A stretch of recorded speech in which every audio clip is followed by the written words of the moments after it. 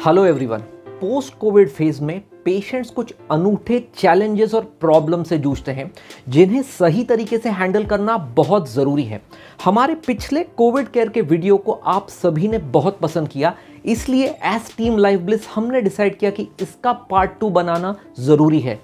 मैं doctor Sumit Srivastava Life Bliss इस video के थ्रू सेकेंड वेव में देखे जाने वाले पोस्ट कोविड सिम्टम्स के बारे में आपको जानकारी दूंगा और उन्हें हैंडल करने के आसान टिप्स के बारे में बताऊंगा।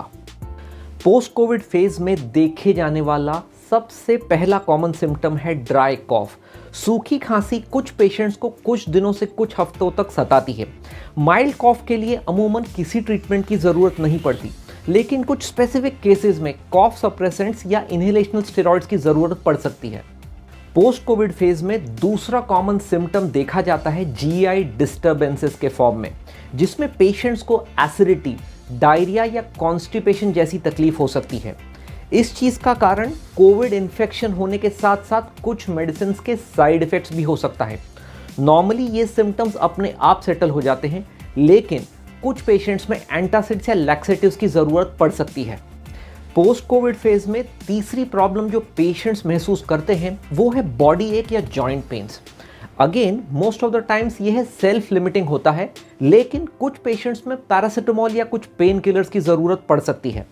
पोस्ट कोविड फेज में एक अनयूजुअल सिम्टम देखा जाता है सोर थ्रोट, जो कि नॉर्मली तो बीमारी के शुरुआती दिनों में देखा जाता है, लेकिन कुछ पेशेंट्स में persistent sore throat post Covid phase में पेशेंट्स महसूस करते हैं। इस केस में सिंपल सॉल्ट वाटर गार्गलिंग और बीटाडीन गार्गल्स के सिवाय कुछ भी और करने की ज़रूरत नहीं पड़ती। पोस्ट कोविड फेज में देखा जाने वाला अगला सिम्टम होता है रेड आई या पिंक आई, जो कि आंखों पर कंजंक्टिवाइटिस के इफेक्ट की वजह से होता है। नॉर्मली ऐसे केसेस में कोई ट्रीटमेंट की ज़रूरत नहीं पड़ती, लेकिन कुछ सिलेक्टेड केसेस में तकलीफ ज़्यादा होने पर सलाह दी जाती है कि ऐसे पेशेंट्स अपने आई स्पेशलिस्ट या ऑफ्थेल्मोलॉजिस्ट से कंसल्ट करें। पोस्ट कोविड फेज में एक अगला डिस्टर्बिंग प्रॉब्लम होता है फ्लक्चुएशन इन शुगर रीडिंग्स, जो कि ऑब्वियसली डायबिटिक पेशेंट्स में कॉमनली देखा जाता है। सभी डायबिटिक पेशेंट्स को अपने ट्रीटिंग फिजिशियन के दिए गए इंस्ट्रक्शंस के अनुसार ट्रीटमेंट लेने की सलाह दी जाती है। हमारे अगले वीडियो में हमने इस प्रॉब्लम को डिटेल में हाईलाइट किया है, तो मेरी आप सभी से रिक्वेस्ट है कि उस वीडियो को ज़रूर देखें और अपना कीमती फीडबैक ज़रूर दें। पोस्ट कोविड फेज में अगला नैगिंग और डिस्टर्बिंग सिम्टम है persisting loss of taste and smell. Unfortunately इस प्रॉब्लम को सॉल्व करने के लिए कोई मेडिसिन का सहारा नहीं लिया जा सकता, लेकिन कुछ रिसर्चर्स और डॉक्टर्स का कहना है कि ऑल्फैक्टरी ट्रेनिंग करके इस सिम्टम से कुछ हद तक राहत पाई जा सकती है।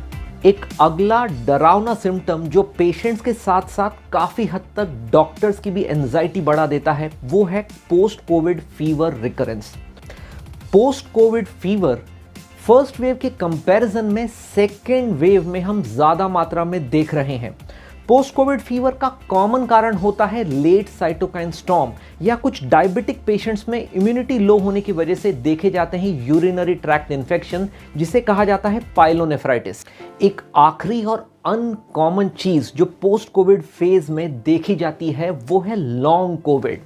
WHO और CDC के इंस्ट्रक्शंस के अनुसार 10 में से एक पेशेंट को सिम्टम्स 6 या 12 हफ्ते से ज़्यादा परसिस्टिंग हो सकते हैं, जिसे लॉन्ग हॉल कोविड या लॉन्ग कोविड कहा जाता है। लॉन्ग हॉल कोविड में देखे जाने वाले कॉमन सिम्टम्स हैं चेस्ट पेन, छाती पर दबाव महसूस होना, ब्रेथलेसनेस, जॉइंट पेन्स और बॉडी एक। इन सिम्टम्स के इवैल्यूएशन के वक्त बाकी प्रॉब्लम्स को रूल आउट करके एक सपोर्टिव ट्रीटमेंट करके इस प्रॉब्लम से आसानी से उबरा जा सकता है।